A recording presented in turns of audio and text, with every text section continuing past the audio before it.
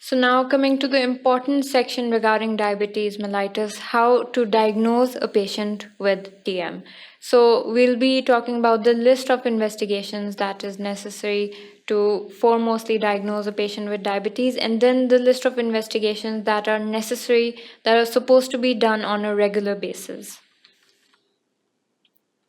So the essential test for diagnosing diabetes mellitus includes two separate measurements of any of the following combinations. So these includes random plasma glucose, which is around 200 milligram per deciliter with classical signs and weight loss. So a patient would be presenting with the typical sign and symptoms of diabetes mellitus, and then he'll be having a random blood glucose of more than 200 milligram per deciliter.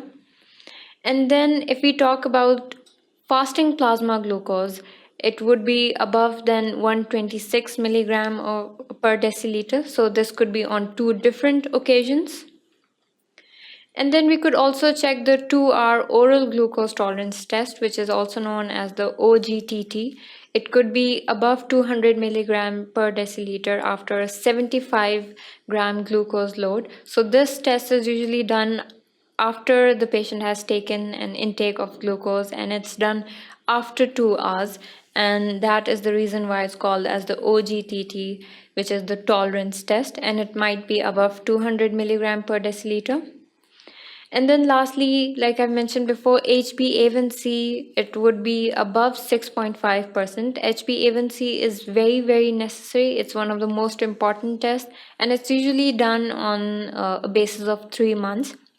And it's done to see the progression of the diabetes mellitus and to see if it's developing into clinical diabetes mellitus.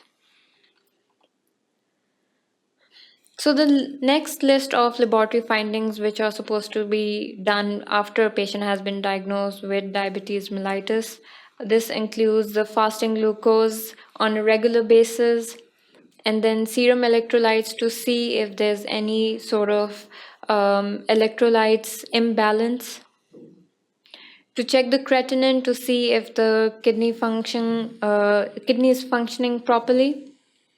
Microalbumin, this also includes the urinary analysis and to see if the kidney is functioning. And then ECG, as you all know, there is a list of cardiovascular diseases that can be suspected in a patient with diabetes mellitus. So an ECG is also very necessary. This could also give us information regarding any sort of electrolyte imbalance. And then it could be the fasting lipid profile. This is also very necessary. And the patient, if he's at home, it's supposed to be done on a regular basis. The blood urea nitrogen, which is also known as the BUN test, it's also very necessary to see, to assess the kidney functioning. Urine analysis, like we've mentioned before, microalbumin. TSH, like I've mentioned, that thyroid is also sometimes related with type 1 diabetes mellitus, as it is an autoimmune disorder. So to assess the thyroid function is also very necessary. And lastly, HbA1c is also done on a regular basis, which is almost after every 3 months, to assess the progress and to predict if the patient is having controlled diabetes mellitus or not.